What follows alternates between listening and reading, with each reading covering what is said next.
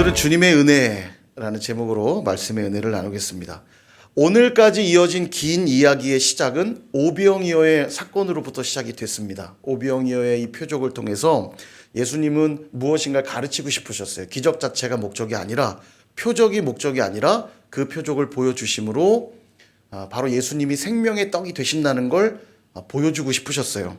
이때 예수님이 이 오병이어 사건 이후에 생명의 떡 되신다는 걸 설명하면서 사용한 비유가 있는데, 그게 뭐냐면 만나의 비유였습니다. 만나 사건을 설명하면서 모세를 통해 하나님이 이스라엘 백성들을 광야에서 먹이셨던 것처럼 예수님이 바로 생명의 떡이 되셔서 영생하도록 베푸시는 그런 만나와 같은 생명의 떡이 되실 것이다. 이제 그 얘기를 비유로 들어 말씀하시죠. 이때 중요한 건 뭐냐면 만나를 모세가 준 것이 아니라는 겁니다. 그들은 모세를 되게 좋아했거든요. 모세를 통해 만나가 이스라엘 백성들에게 베풀어졌다는 걸 그들은 중요하게 생각했지만, 중요한 건 모세가 만나를 준 게 아니라 이 만나는 하나님이 내려주신 것으로서 은혜의 징표였다는 거죠. 이게 중요한 거예요. 그러니까 이스라엘 백성들이 구원의 은혜를 경험했던 것은 만나라고 하는 신령한 음식을 먹었기 때문이 아니라 하늘에서 만나가 내려지듯 하나님이 은혜를 베풀어 주셨기 때문이라는 거예요. 구원은 만나를 먹어 얻은 것이 아니고 하나님이 주신 은혜의 결과라는 거죠. 그렇죠? 그런데 만약 은혜를 주시고 구원을 주시는 하나님은 보지 못하고 만나만 보거나 모세만 보거나 율법만 보고 있다면 문제가 있다라는 거예요. 매일 아침마다 만나를 먹을 때마다 그들은 기억해야 됐습니다. 오늘도 하나님이 내 인생을 돌보시는구나. 하나님만 내 삶을 영원토록 책임지실 수 있는, 나를 영생하게 하시는 분이시구나. 매일 아침 만나를 먹을 때마다 이 은혜를 기억해야 됐지만, 늘 만나만 보니까 어떤 일이 벌어져요? 오늘 또 만나야? 오늘 또 이거 먹어야 돼? 감사보다는 불평과 원망을 끊임없이 쏟아낸 거죠. 애굽 시절이 더 좋았다. 이딴 소리를 하는 거예요. 그 은혜의 힘으로, 매일 아침 만나를 먹은 은혜의 힘으로 더 주님을 신실하게 믿으며 살아야 됐지만, 도리어 그 힘으로 뭘 했냐면 불평과 원망을 쏟아냈어요. 참 아이러니죠. 은혜로 주신 은혜의 힘을 가지고 하나님을 원망하는 데 힘을 쓴 거예요. 그러나 그들이 하나님 은혜에 집중했다면 분명 그들의 삶은 달라졌을 겁니다. 불평하는 삶보다는 감사했을 거고 기뻐했겠죠. 그것이 오늘 저와 여러분에게도 요구되는 영적인 관점입니다. 예수님도 하늘에서부터 내려주신 영생하게 하신 떡이라고 말씀하고 있죠. 우리는 예수님을 통해 무엇을 바라보아야 되냐면 하나님을 바라보아야 되고 하나님이 베푸시는 은혜를 바라보아야 돼요. 예수님을 통하기만 하면 하나님 만날 수 있고요. 하나님 은혜를 경험할 수 있어요. 그러므로 끊임없이 예수님을 주목하고 예수님을 통해 하나님께 나아가는 삶을 살아야 되는 것이 바로 예수님을 잘 믿는 삶입니다. 예수님을 잘 믿는 것이 중요하잖아요. 그러므로 예수님의 살과 피, 우리가 오늘 새벽에 살펴본 본문인데 예수님의 살과 피를 먹고 마셔야 됩니다. 그게 뭐냐면 십자가에서 이루신 그분의 사역과 흘리신 보혈의 공로, 이걸 의지할 때 우리가 거룩해지는 거고요. 하나님의 은혜의 보좌 앞으로 나아가게 되는 겁니다. 그럴 때 비로소 구원의 은혜를 경험하게 되는 거죠. 믿으시기를 축원드립니다. 바로 그렇게 살아가는 자들의 삶이 제자의 삶이라고 오늘 본문이 우리에게 가르쳐주고 있습니다. 예수님이 친히 이 구원의 비밀을 쫙 풀어주셨잖아요. 그러니까 예수님이 얼마나 잘 가르쳐 주셨겠어요. 그러니까 이 가르침 받은 자들이 당연히 예수님을 잘 믿고 구원의 은혜를 받아들였을 것 같지만, 영적인 관점이 열리지 않았던 많은 제자들이 예수님의 가르침을 이해하지를 못해요. 60절을 보시면 이 말씀은 어렵도다. 누가 들을 수 있느냐. 이렇게 말해요. 이들이 누구냐면 제자들이에요. 그러니까 예수님을 따라보겠다고 붙어 있었던 사람들이에요. 당시에 제자들이 12명만 있던 거 아닙니다. 제자들이 많았거든요.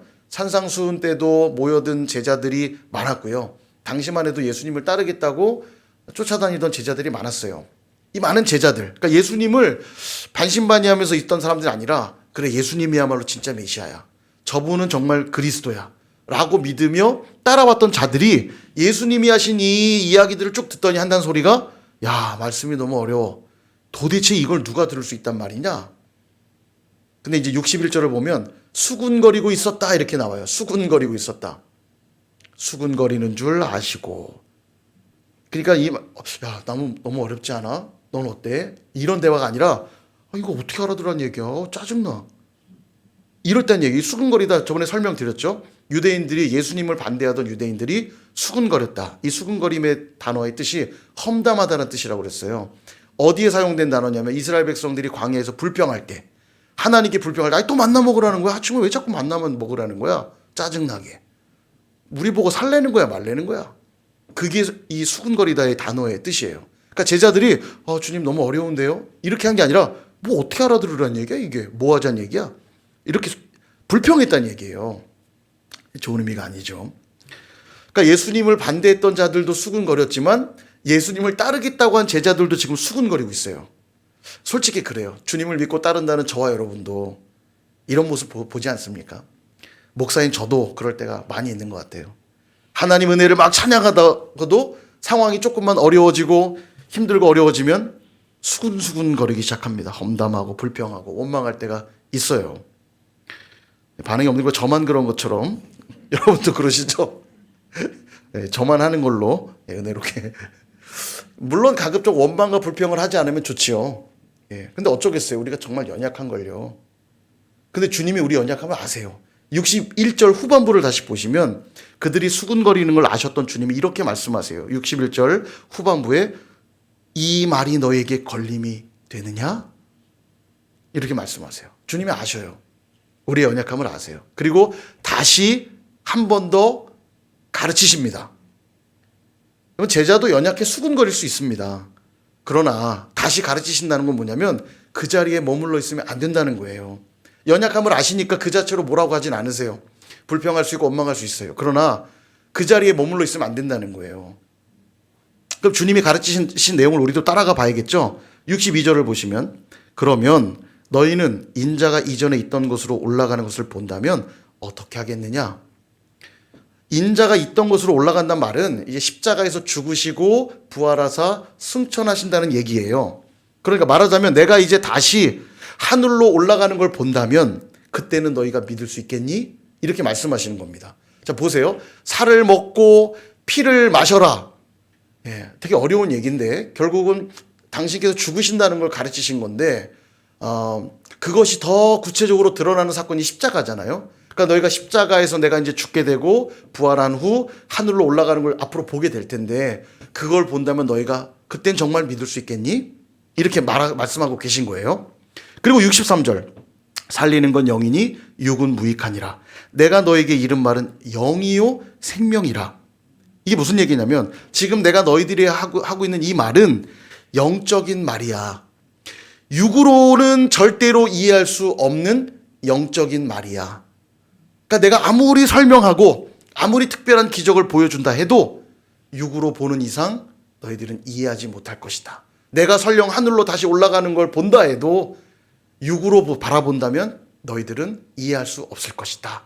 그 얘기 하시는 거예요. 그러니까 지금 내 말이 너희에게 걸림이 되고 있는 거야. 이렇게 말씀하시는 겁니다. 당시 주님을 따랐던 많은 제자들이 기대했어요. 예수님이 메시아일 거라고 기대했어요. 근데 그들이 기대한 메시아는 이런 의미가 아니라 정치적인 메시아를 꿈꿨습니다. 로마로부터 이 나라를 독립시켜서 과거 다윗의 시대의 그 영화로웠던 시간을 다시 돌려주실 메시아. 다윗보다 더 위대한 왕으로 오실 다윗의 후손으로 오시겠다는 바로 그분. 우리는 그분을 기대했는데 아니 이분은 오선이 한다는 소리가 살을 먹고 피를 마신다는 얘기를 하질 않나. 하늘로 가신다는 얘기를 하지 않나. 이해될 리가 없죠. 그거보다도 지금 어디 가신다고 말할 게 아니라 빨리 내가 로마로부터 너희들을 독립시켜 줄 것이다. 내가 이 나라를 흥왕하게 만들어 줄 것이다. 내가 너희들 잘 먹고 잘 살게 해줄게. 마치 오병이어를 통해 5,000명을 먹였던 것처럼 이 나라를 내가 잘 먹고 잘 살게 해줄게. 이 얘기를 기대하고 앉아 있는데 주님이 하신다는 얘기는 고난받고 십자가에서 죽으신다는 얘기를 하고 있으니 가당키나 합니까 이게? 죽기는 왜 죽고 그리고 떠나기는 어딜 떠난다는 얘기예요 자꾸. 빨리 지금 이 나라를 반석 위에 세우셔야 될 분이 자꾸 죽는다는 얘기하고 떠난다는 얘기하면 어쩌자는 얘기예요. 그러니까 이해가 안 가는 거예요. 아무리 주님이 설명해도. 여러분 예수님 말씀을 이 무익한 육으로 듣고 바라보면요. 절대로 깨달아질 수가 없어요. 절대로. 결국 예수님이 죽으시고 승천하시면 성령이 오시게 되고요. 그 성령이 오셔야만 이 놀라운 진리가 깨닫게 되니까 예수님이 하늘에 가시는 건 너무너무 중요한 문제예요. 그래야 성령님을 보내주시거든요. 그 성령으로 거듭나야만, 니고데모에게 가르쳐 주셨잖아요. 성령으로 거듭나야만 하나님의 나라를 볼 수 있느니라. 성령으로 거듭나야만 예수님이 한 이 모든 말씀이 깨달아질 수 있다는 거예요. 결국 이 진리가 깨달아지지 않으니까 많은 제자들이 어떤 반응을 보이냐면 66절, 그때부터 그의 제자 중에서 많은 사람이 떠나가고 다시 그와 함께 다니지 아니하더라. 예수님께 실족했다는 거예요. 예수님께 실족해서 떠나는 겁니다. 중요한 건요, 예수님이 그렇게 떠나는 자들을 붙잡지 않으세요. 쫓아가서 잠깐 가지 말고 조금만 더 들어봐봐, 그러지 말고 하시는 게 아니라 그냥 가도록 두십니다. 진리를 거부하는 자들에 대해서는 답이 없어요. 진리가 다 이해되지 않아 계속 질문하는 건 괜찮습니다. 진리 안에 그래서 머물면서 다 이해되지 않으니까 자꾸 질문하는 건 괜찮은데, 더 이상 이 말씀은 나에게 진리가 아니야? 거부하며 밀어낼 때 더 이상 기회가 없다라는 거예요. 왜냐하면 아버지께서 내게 주신 자는 하나도 잃지 않을 거라고 말씀하셨거든요. 그러니까 정말 택함 받은 자들은 결코 주님을 떠나지 않는다는 이야기입니다. 이 얘기하면 자꾸 운명론으로 이해하시니까 이미 뭐 다 택해놨네, 다 정해놨네, 내가 열심히 하든 말든 정해진 내 인생의 운명, 그런 뜻이 아니에요. 하나님의 관점에서 이야기입니다. 예정론은 하나님의 관점에서 얘기해요. 다 알고 계시고 정해놓으셨다라는 건 전능하신 분이니까 가능한 얘기죠. 그건 우리의 영역이 아니에요. 우리가 그건 좀 제껴두고 우리 편에서 제가 이해하기 쉽게 말씀을 드리면, 끝까지 진리 안에서 거하고 머무는 자들에게 구원의 은혜가 임하고 진리가 깨달아지는 은혜가 있다라는 얘기예요. 그들이 바로 하나님께 선택받은 자다, 이렇게 이해하시면 정확합니다. 그러니까 잘 모른다고 이해되지 않는다고 주님을 떠나는 어리석음을 범하면 안 된다는 거예요. 종종 그래요. 뭐 교회에 있어봤자, 교회를 다녀봤지만 난 이해되지도 않고 뭐 실망했고 실족했고 더 이상 교회 가지 않을 거야, 예수 믿지 않을 거야, 그러면 안 된다는 얘기예요. 우리 주님은 인격적인 분입니다. 이게 왜 중요하냐면, 종종 사랑의 관계로 여러 번 묘사를 좀 해드렸잖아요. 사랑하는 사람에게 그 사람이 마음을 열고 자기 마음을 나눌 때 사랑의 교제가 시작되는 거지, 그 사람 나한테 관심도 없고 싫다고 그러는데 억지로 그에게 계속 그를 따라다니고 그를 사랑한다고 자꾸 어떻게 하면, 오늘날로 하면 그건 뭐 스토커 범죄죠. 뭐 그죠? 싫대는데 계속 할 수가 없어요. 그러니까 주님 문 밖에 서서 기다리실 수밖에 없어요. 문을 열어주실 때까지. 문을 박차고 들어가면 어떻게 됩니까? 뭐 주거 침입죄 아니에요? 예. 인격적이라는 의미는 그런 의미가 있는 거예요. 내가 주님을 향해 마음을 열고 그분께 나올 때 그분도 당신의 그 진리의 말씀들을 우리에게 풀어주시는 은혜가 있는 거지, 내가 그분을 밀어내고 그 말씀에 귀를 닫고 사는데 진리가 깨달아질 수가 없다는 얘기입니다. 여러분, 실족하시면 안 돼요. 뭐 그런 이야기를 참 많이 듣죠. 뭐 누구 때문에 실망해서 교회를 안 가는, 그런 건 없어요. 내가 그냥 진리를 거부하는 것 뿐입니다. 교회에서 여러분 주님 만나셔야죠. 사람이 실망해 줄 수 있어요. 사람이 실망하는 게 뭐예요? 그가 주님입니까? 왜 사람한테 실망해서 교회를 떠나세요? 주님이 정말 계신지 안 계신지 끝까지 한번 테스트해 보시라고요. 바지끈에 자꾸 물어넣어 보세요. 야곱처럼 야복강 가가지고 죽기 살기로 정말 하나님이 살아계시다면 나를 만나줘 달라고, 이 하나님의 말씀이 진리라면 내게 경험시켜 달라고 절박하게 구해보세요. 사람 바라보면서 실족하지 마시고요. 우리 주님 우리를 실족해 하시는 분이 아니라니까요. 내가 지혜가 없고 내가 영적인 눈을 뜨지 못해서 실족할 수는 있지만 주님이 우리를 실족하게 하는 일은 절대 없어요. 우리를 향한 주님의 사랑과 주님의 빛은 한 번도 희미해지거나 흐릿해진 적이 없어요. 그 거룩한 사랑의 내용이 변질되는 적이 없어요. 첫사랑을 잃어버린 이유는 다 내가 거룩하지 않기 때문이고 내가 부정하기 때문이고 내가 뚜껑을 닫기 때문이지, 주님이 우리를 향해 한 번도 마음을 닫으시거나 그 빛을 가리시는 적이 한 번도 없어요. 우리가 이 하나님의 뜻과 섭리가 깨달아지지 않아 불평할 때가 있죠. 왜 내게 이런 일이 벌어지는지 이해가 안 가요. 왜 하나님이 내 기도를 안 들어주시는지 이해가 안 가요. 열심히 신앙생활 한다고 하는데 주님이 안 도와주시는 것처럼 보일 때 있어요. 이해되지 않으면 하나님이 안 계시거나 진리가 아닌 겁니까? 그러니까 우리가 불평하게 되고, 불평할 수 있지만 거기 머물러 있으면 안 된다고요. 제자들은 거기에 머물러 있다 보면 주님을 떠나는 일들이 벌어져요. 많은 제자들이 주님을 떠나가고. 우리 욥기도 공부했잖아요. 욥기가 당한 그 고난과 역경, 불평도 있었습니다. 욥기 마음 안에도 내가 도대체 뭘 잘못한 것일까? 하나님을 향한 답답한 마음이 있었어요. 그러나 하나님을 떠나진 않았다고요. 욥은요. 끝까지 주님 안에 있을 때 하나님을 만나게 되고요. 왜 내게 이런 일들이 닥쳤는지 나중에 다 깨달아 알게 되고요. 뿐만 아니라 놀라운 복도 하나님이 다시 부어주세요. 하나님 우리를 고통스럽게 하시는 분이 아니시거든요. 제자의 삶이 그렇습니다. 여러분 다 이해 못할 수 있어요. 주님을 믿고 의지하며 살아가는데 이해하지 못하는 일들이 많이 벌어질 수 있다고요. 때론 그 일로 답답하고 불평이 일어날 수도 있습니다. 그러나 주님을 떠나서는 안 되고요. 더 나아가 그 불평하고 원망하는 자리에 그냥 머물러 계시면 안 돼요. 계속 거기 머물러 있으면 결국 주님을 떠나게 될 수밖에 없는 거죠. 그럼 어디로 가야 되느냐? 성령의 은혜를 사모하는 자리로 나오셔야 됩니다. 왜냐하면 성령의 도우심 없이는 이 영적 비밀이 깨달아지지 않거든요.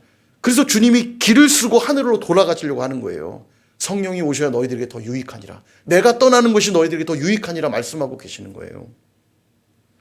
우리가 어려움이 찾아올 때마다 왜 더 기도해야 되냐면 성령의 은혜를 입어야 되기 때문입니다.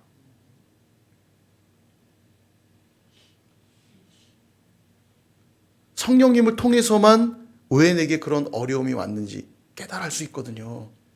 그 영적인 영안이 안 열리면요, 답이 안 나와요. 내 인생이 왜 이렇게 꼬인 것 같지? 왜 이렇게 하는 것마다 막히는 것 같지? 이 영적인 비밀을 우리 눈으로는 알 수가 없어요. 육안으로는 깨달아지지가 않아요. 근데 자꾸 육의 눈으로만 보려고 하니까 어떤 일이 벌어지냐? 주님을 자꾸 떠나요. 하나님이 계시다면 어떻게 내게 이럴 수 있어? 그러면서 떠나요, 실족해서. 하나님이 우리를 도리어 만나게 해주시려고 인도해 주시는 과정인 걸 믿는다면 그 어려움의 시간은 성령의 은혜를 구하는 시간이라고 말해도 틀리지가 않아요. 한국교회가 그랬습니다. 어렵고 힘들 때마다 주님께 나와 엎드려 구했잖아요. 기도원의 사람이 꽉꽉 넘쳐났고요. 교회마다 금요철야가 있었어요. 금요철야 기도회라고. 철야가 뭡니까? 밤을 세우는 거예요. 밤을 세움. 다 이름이 금요철야 기도회였어요. 밤을 새서 금요일날 기도해 보신 적 있으십니까? 선일교회는 어땠나 모르겠네요. 과거에 30년 전에 어땠어요? 30년 전에 계셨던 분 여기 있나요? 예, 어땠나 모르겠습니다. 선일교회는 한국교회 대부분이 금요철야가 있었어요. 밤을 새진 않아도 2시, 3시까지 기도하다 집에 돌아갔어요. 그죠?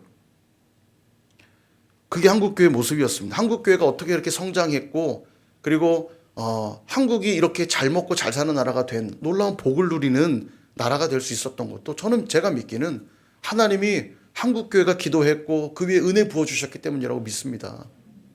분명해요. 이건요. 대부분 복음이 들어간 나라는 다 잘 살고 있거든요. 근데 진짜 아이러니한 건 잘 먹고 잘 살면 그 은혜로 더 주님 뜻대로 살아야 되는데 희한하죠. 사람이 얼마나 간사한지 몰라요. 등 따뜻하고 배불러지면 주님을 멀리해요. 그 주님이 그렇게 되라고 복 주신 거 아닌데, 그죠? 우리 그렇게 기도했어요, 엎드려서. 여러분 이상하죠? 사업이 어려운데 왜 교회와 엎드려 기도하죠? 사업이 어려운데? 이상하죠? 진로가 안 풀리는데 왜 교회 와서 엎드려 기도하죠? 관계가 꼬였는데 왜 교회와 엎드려 기도하죠? 여러분 육의 관점으로 보면 이게 되게 엉뚱한 행동이에요. 이게 뭐 하는 겁니까? 사업이 어려우면 사업을 더 잘 풀기 위한 방법들을 찾아야죠. 근데 사업이 어려운데 교회와 엎드려 기도해요. 막 울면서 기도해요. 그죠? 이게 제자들의 삶의 방식이에요. 성령님께 나아가 구하는 겁니다. 도와달라고. 그럴 때 우리 안에 영적 관점들을 열어주시니까 비로소 인내하게 되고요. 이해하게 되고요. 용서하게 되고 사랑하게 되고 또 관점들을 활짝 열어주시니까 내 안에 꽉 막혔던 감정들이 풀어지게 되고 내 안에 육으로 가득 찼던 가치관들이 영적인 가치관들로 바뀌는 일들이 벌어지는 겁니다. 야곱이 야복강에서 주님 만났을 때 삶이 달라지는 거랑 똑같아요. 야곱으로 시작됐던 인생이 이스라엘로 바뀌는 겁니다. 하나님과 겨루어 이겼습니다. 하나님을 이겼다고요? 그게 뭐예요? 하나님 앞에 굴복하는 삶이 하나님을 이기는 삶이라는 걸 보여주는 거예요. 기도하다 보면 성령의 은혜를 입다 보면 나의 육의 모든 가치들이 다 무너지는 겁니다.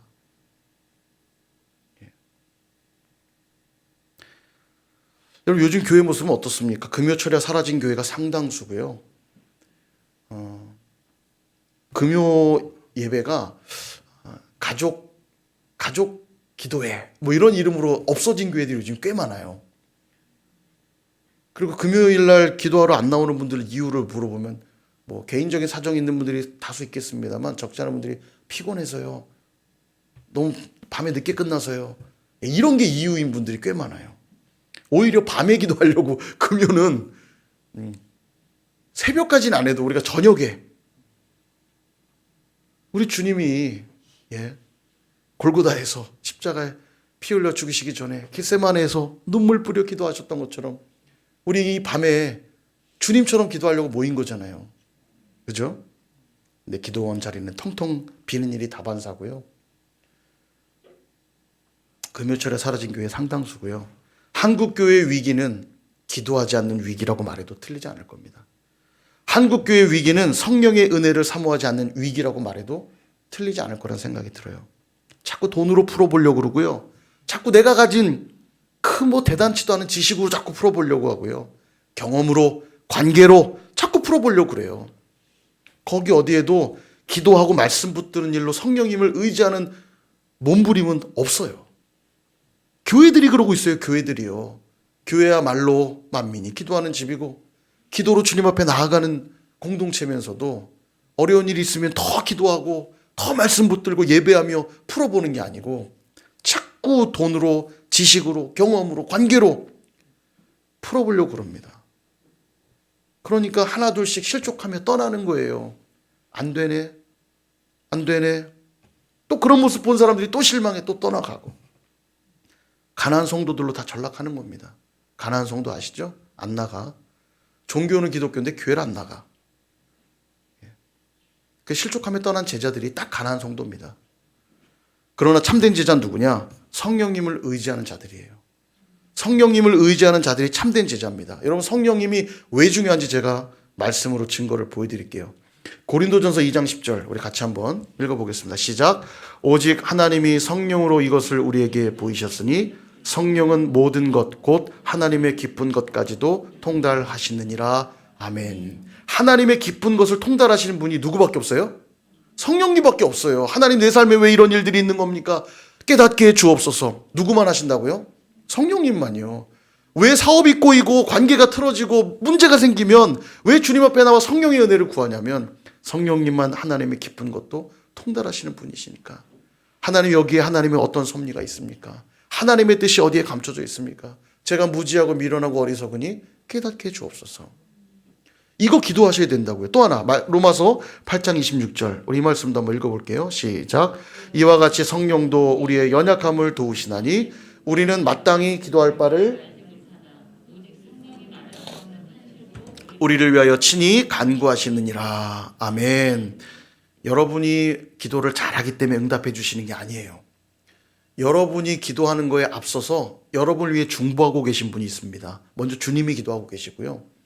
여러분 안에 누가 계셔서 말할 수 없는 탄식으로 간구하고 계시냐면 성령님이에요. 그래서 성령님을 간절히 구해야 돼요. 그분이 내 안에서 내가 나를 위해 어떤 기도를 해야 되는지도 모르고 있을 그때에 성령님은 나를 위해 지금도 말할 수 없는 탄식으로 간구해 주고 계신대요. 성령님이 내 안에서 기도하고 계신데 내가 기도를 쉴 수가 있습니까? 성령님 도와주십시오. 기도할 수밖에 없죠. 그래서 여러분 성령이 아니시면 안 돼요. 성령님만 하나님 뜻을 아는 분이셔서 성령을 구해야만 우리 인생에 답이 나온다고요. 그래서 이제 주님은 남아있는 12제자 다 많은 사람들이 떠나갔어요. 12제자들에게 주님이 물어요. 67절 예수께서 12제자에게 이르시되 너희도 가려느냐? 너희도 갈 거니? 저들은 다 육의 눈으로 나의 이야기를 듣고 이 모든 사건들을 바라보고 실족하여 떠났는데 너희도 갈 거니? 오늘 제자된 저와 여러분들에게도 하고 있는 질문입니다. 끊임없이 매주 주일날마다 나오고 금요일도 나오고 새벽도 나오고 열심히 나오는 거 내가 아는데 너희들도 조금만 뭐가 해결되지 않고 이해되지 않으면 너희들도 가려느냐? 우리에게도 질문하시는 거예요. 이해되지 않죠. 답답하죠. 삶의 문제 자꾸 꼬이는 것 같죠. 내 뜻과 뭔가 다르게 흘러가는 것 같죠. 그렇다고 해서 너희들도 떠날 것이냐? 묻고 있어요. 뭐라고 답하실래요?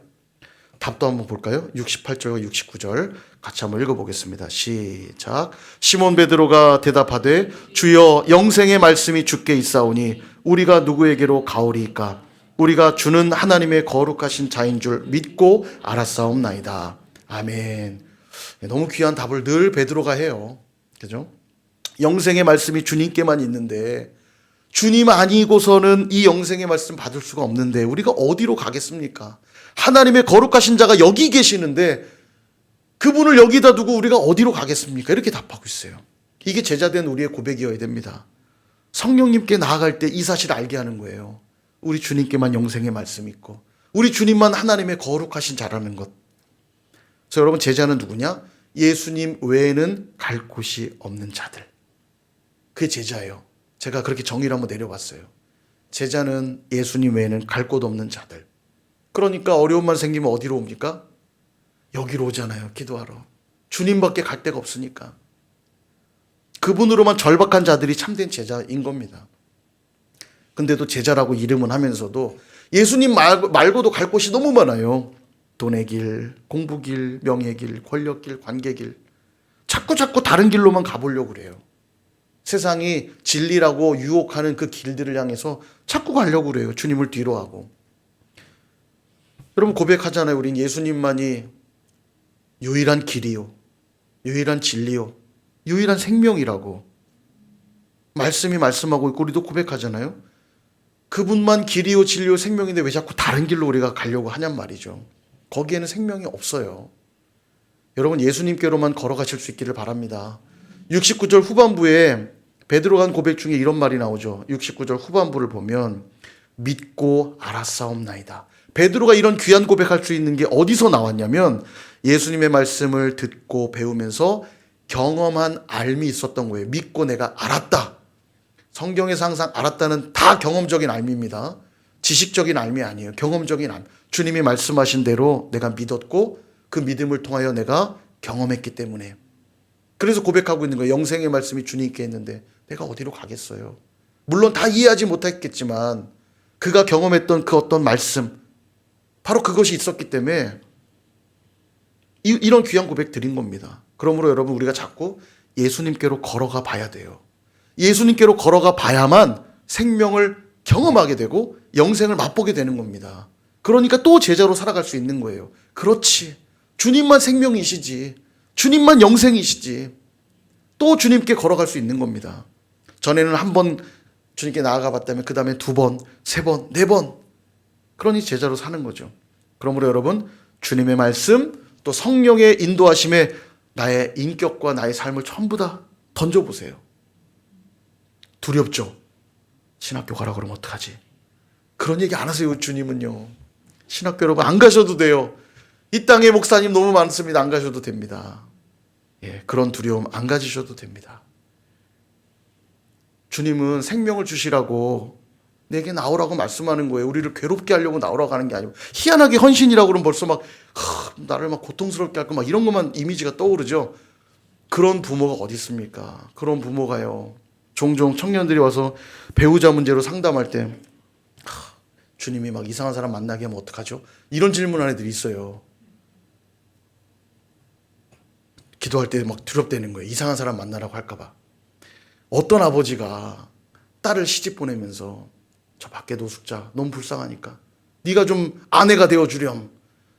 그런 부모가 어디 있겠어요. 공감하는 분위기가 생겨야 되는데 그렇게 하실 분들 같은 거룩한 느낌이, 우리 하나님 그러신 분이 아닙니다. 제가 늘 말씀드리죠. 우리 하나님을 어떻게 믿어드려라? 많이 믿어드리십시오. 많이 크게. 그 믿음이 커야 하나님 기뻐하신다니까요. 그가 계신 것과 자기를 찾는 자들에게, 그래 우리 주님은 10만 원 정도 주시는 분이지, 그럼 10만 원어치 기뻐하시는 거고요. 100만 원 주시는 분이지, 그럼 100만 원어치 기뻐하시는 거고요. 아니야, 1000만 원. 우리 주님은 엄청난 걸 내게 주실 분이야. 이 믿음이 커야 된다니까요. 내게 배우자 주시는데 어떤 배우자 주세요? 이 세상에서 제일 괜찮은 사람. 나한테 딱 맞는 배우자. 이 믿음 가질 때 주님이 기뻐하신다고요. 제가 배우자만 비유드렸지만 우리에게 필요한 믿음, 그런 믿음이에요. 자꾸 그분께 나의 인격과 삶을 다 던지는 일들을 해보셔야 돼요. 그랬을 때 주님이 내게 뭘 주시는지 맛보면요, 아, 생명이 바로 여기에 있구나. 영생이 바로 여기 있구나. 이 고백한다고요. 그리고 그 이후의 삶은 제자로 살아가는 겁니다. 내가 주님의 제자 되길 정말 잘했구나. 예수님으로만 나아가는 게 유일한 나의 길이 맞구나. 여러분, 프로제리아라는 병이 있습니다. 프로제리아라는 병이 뭐냐면 졸업병이에요. 일찍 늙는 병. 예, 들어보셨죠? 8살 아이인데 80살 노인처럼 일찍 늙어요. 늙는 속도가 10배 정도 빠르답니다. 이게 원인도 규명이 안 되고요. 치료법도 없어요. 정말 슬픈 병이죠. 사진 한번 보여주세요. 이 캐나다에 그 졸업병 걸린 한 소녀인데 이게 지금 17세 정도의 나이예요. 세계에서 졸업병 환자 중에 가장 오래 산 사람입니다. 17세. 평균 13세 정도 산다고 그러고요. 가장 오래 사는 기록이 이제 17세인 거예요. 캐나다의 분인데 지금 돌아가셨고요. 얼굴을 보면 어떻습니까? 17세처럼 보이시나요? 전혀 그렇게 안 보이죠? 여러분이 이 아이의 부모라고 한번 상상하신다면 어떤 소원을 가지시겠어요? 공부 잘했으면 좋겠다. 운동 좀 잘했으면 좋겠고, 돈도 좀 많이 벌었으면 좋겠고, 이런 바람 가지시겠어요? 아마 부모의 바람은 그저 건강하게 잘 자랐으면 좋겠다. 그 바람이 있지 않을까요? 근데 여러분, 이런 안타까움은 우리 하나님께도 있어요. 영적 프로제리아 병을 앓는 이들이 있습니다. 말씀 볼까요? 히브리서 5장 12절. 때가 오래되었으므로 너희가 마땅히 선생이 되었을 터인데 너희가 다시 하나님의 말씀의 초보에 대하여 누구에게서 가르침을 받아야 할 처지이니 단단한 음식은 못 먹고 젖이나 먹어야 할 자가 되었도다. 이게 외모는 굉장한 선생이 되는 수준의 외모를 갖고 있는데 영적인 상태는 어린아이에 머물러 있는 거예요. 그러니까 주님이 그런 자들을 보면서 너무 안타까워요. 슬퍼요. 오랫동안 주님을 믿는다고 했는데도 참된 제자로 전혀 살아내지 못하는 우리의 영적인 상태를 보면 주님이 답답해하세요. 안타까워하세요. 내가 생명이고 내가 길이고 내가 진리라고 했는데 왜 내게로 나오지 않느냐고. 안타까워하세요. 늘 예배당 나와서 주님을 예배한다면서 손들고 찬양하면서 헌금도 하고 봉사도 하고 하는데 결정적인 순간 되면 주님께 나오질 않아요. 늘 주님은 말씀을 통해 우리에게 영적인 비밀을 자꾸 알려주시는데요. 자꾸 육의 눈으로만 보니까 육적인 피로만 자꾸 채우려고 하니까 예수님의 그리스도 되심, 메시아 되심을 깨닫지 못하고 실족해서 자꾸 떠나가는 겁니다. 하나님 안타까워하시죠. 사랑하는 여러분, 이 오병이어 표적 통해 다시 한번 확인하는 것은 예수님만 생명의 떡이 되신다는 사실입니다. 근데 이때도 우리는 배부를 수 있다고 하는 그 육적인 만족을 위해 주님을 임금 삼으려고 하는 시도들을 여러분 그치셔야 돼요. 더 이상은. 그래, 주님 곁에 붙어 있으면 내가 배부를 수 있겠구나. 이런 육적인 만족만을 위해 주님을 쫓는 시도를 멈추셔야 돼요. 썩을 양식을 위하여 사는 자들 되어서는 안 되고 영생하는 양식을 위하여 일하는 자들 되어야 됩니다. 그게 뭐라고 그랬죠? 예수님을 잘 믿는 것. 예수님을 제대로 믿는 것. 우리 예수님은 나를 구원하기 위해 오셨어. 그래서 예수님께로 나아가는 길 외에는 다른 길이 없어. 그래서 나는 참된 제자로 살아갈 거야. 성령의 은혜만 구하며 살아갈 거야. 이게 예수님을 잘 믿는 사람의 고백 아니겠어요? 그들은 이 고백을 할 수밖에 없을 겁니다. 영생의 말씀이 주께 있사오니 우리가 누구에게로 가오리까? 성령의 도우심 받아 늘 영생의 말씀에 인도함 받는 삶으로 나아가는 겁니다. 자꾸 영적인 삶을 얘기하니까 육적인 것은 외면당할 것 같은 두려움 갖는 분이 있을 것 같아서 연약한 영혼들을 위하여 제가 설명드립니다. 우리 주님 그런 분 아니시라니까요. 우리 주님은요, 우리의 육적인, 정서적인, 영적인 필요를 다 채워주시는 분이세요. 순서가 대신 중요합니다. 영적인 갈망을 향해 나아가면 주님이 모든 것을 다 책임져 주시는 거예요. 먼저 그의 나라와 그의 의를 구하면, 다시 말하면 영적인 필요를 향해 나아가면 내가 이 모든 것, 너희들의 육적인 필요와 정서적인 필요들을 내가 다 채워줄게. 이번 주 주일날 룻기 말씀을 통해 이 부분 좀 더 제가 구체적으로 말씀드릴 거예요. 룻에게 그런 은혜가 임하거든요. 여러분, 학생이 자녀가 돈 많이 벌고 싶다고 일찌감치 돈 벌겠다면서 공부 때려치고 나가서 껌 팔기 시작한다고 상상을 해보십시오.